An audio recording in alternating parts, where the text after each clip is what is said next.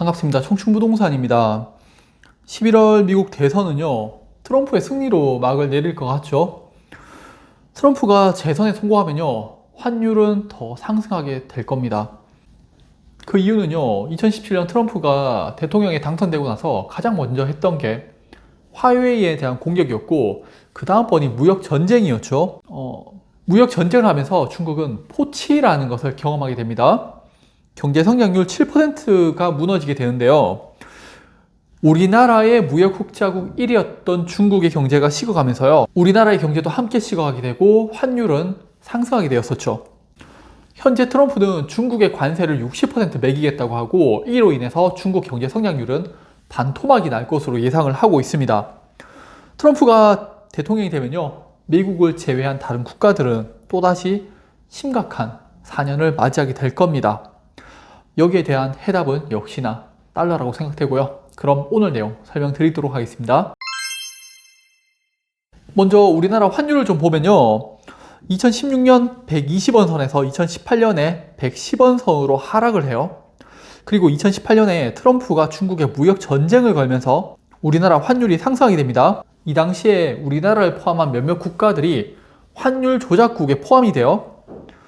이번에 트럼프가 미국 대통령이 재선에 성공하잖아요. 그러면 또다시 이런 일들이 발생을 하게 될 겁니다. 코로나로 인해 미국이 달러를 풀면서 환율이 하락했지만 금리 인상과 함께 환율은 1380원대에서 움직이고 있습니다.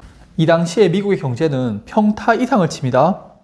2017년 친기업적인 성향을 보이면서 미국 경제가 좋아지고요. 2018년 무역 전쟁을 하면서 경제가 나빠지자 원유와 천연가스 수출 등 화석연료에 관심을 가지죠. 그리고 미국 경제는 2019년에 들면서 다시 좋아지죠. 그런데 중국을 보면요. 경제 성장률이 지속적으로 하락을 하게 됩니다. 유동성 공급을 통해서 경제를 받치는 상황이었었는데 무역 전쟁으로 인해서 경제 성장률 7%가 무너지는 포치가 발생을 합니다. 중국 경제 성장률은 지금 또 하락을 하고 있는데 트럼프가 관세 60%를 매기게 되면요. 반토막이 날 것으로 전문가들은 예상을 하고 있죠. 포치는 달러당 위안화의 가치가 7위안으로 떨어지는 것, 경제 성장률이 7% 붕괴를 뜻하는 말로요. 포치가 되면은 중국이 위험할 거다라고 예상을 했었는데 아직까지는 아무 일이 없죠. 그리고 지금 보시는 사진은요. 화웨이 창업주의 딸 몽환조우로 캐나다에서 체포되는 등 미국은 화웨이에 대한 압력을 행사했었죠. 미국이 중국 경제를 때리는 건 좋은 거 아니야? 라고 생각할 건데 자유민주주의와 공산국가의 진영 다툼으로 본다면은 그럴 수 있어요. 그런 부분은 저도 동의합니다만은 경제적으로 보면은 그렇게 좋은 건 아닙니다. 우리나라가 2017년까지 대한민국 역사상 사상 최대 무역 흑자를 기록해요. 그리고 2018년 들면서 무역 흑자가 서서히 줄어들기 시작하고요. 2022년에는 무역 적자로 돌아서게 됩니다. 우리나라의 최대 무역 흑자국은 중국이었고요. 중국의 경제가 서서히 무너지면서 우리나라에 영향을 줄 수밖에 없죠. 다행히도 지금 무역 흑자국은 미국인데 추후에 트럼프는 이를 문제 삼을 수 있습니다. 왜냐하면요. 트럼프는 벌써 대만이 미국 반도체 100%를 가지고 간다면서 방위비를 내라고 하고 있죠. 중국이 대만을 침공할 수 있다는 것을 바탕으로 미군 철수를 이야기하면서 대만에게 방위비 분담을 요구하게 될 겁니다. 우리나라에서도 그랬었고요. 나토에게도 그랬었습니다. 또한 트럼프는 중국에게 60%의 관세를 매길 것이라고 했고 UBS는 현실화가 되면은 중국의 경제 성장률이 반토막이 날 것으로 예상하고 있습니다. 중국의 경제 성장률이 1% 하락을 했는데 우리나라의 무역 흑자가 줄었다는 점을 본다면요. 중국 경제 성장률 반토막은 대한민국 경제에 큰 리스크로 다가올 수가 있습니다. 그럼 또 환율은 급등할 수밖에 없는 거죠. 우리나라의 외부 부채는요, 외환 보유고보다 높은 상황이에요. 그렇기 때문에 환율 급등으로 인해서 달러가 빠져나가기 시작하면요, 또다시 외환 위기가 올 수가 있습니다. 더 큰 문제가 또 있어요. 현재 시장은요, 9월에 미국 금리를 인하할 것으로 전망하고 있는데 트럼프는 11월 대선 이후에 할 것을 원하고 있죠. 바로 파월과 트럼프의 힘싸움입니다.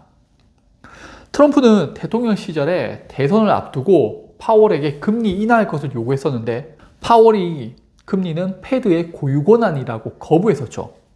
저는 파월이 트럼프의 말을 무시하고 9월 달에 금리 인하에 나설 것으로 예상을 하고 있어요. 그런데 이게 정말 큰 리스크인 거예요.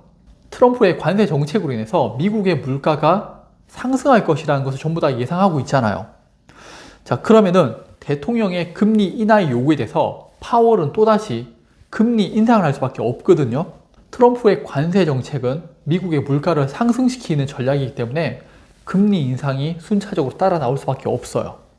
그러면 달러는 더더욱 강세를 보일 수밖에 없고 환율은 상승하는 거죠. 트럼프는 미국을 다시 위대하게라면서 미국 제일주의를 표방하고 있는데 저는 이와 유사한 상황이 바로 1980년대 오일 쇼크라고 생각을 합니다.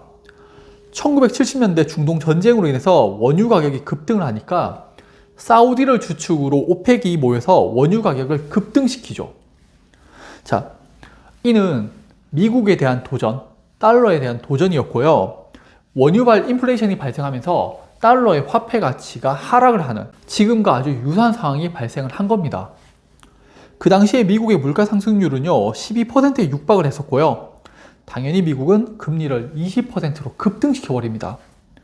자, 다르게 이야기하면요, 원유를 보유했을 때 수익 나는 것, 그리고 달러를 보유했을 때 20%의 수익 나는 것, 이것 중에서 달러의 수익률이 훨씬 더 높게 되면요 원유에 있던 자금들이 빠져나와서 달러를 보유하게 되겠죠.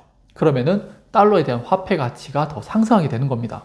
그렇게 달러의 기축통화 지위를 지켜냈었는데 문제는 대출한 사람들이죠. 그 사람들은 높은 이자에 허덕이면서 또 다른 문제를 일으키게 됩니다. 그런데 1980년대 그 당시에 미국은 달러를 우선적으로 선택을 했는 거죠. 국가를 우선적으로 선택을 했는 겁니다. 정리하자면 트럼프의 미국 우선주의와 관세 정책은요 인플레이션을 일으키는 정책이고요. 이는 파월과 패드 입장에서는 금리를 인상시킬 수밖에 없는 상황으로요. 앞으로 강달러가 지속될 것으로 예상됩니다.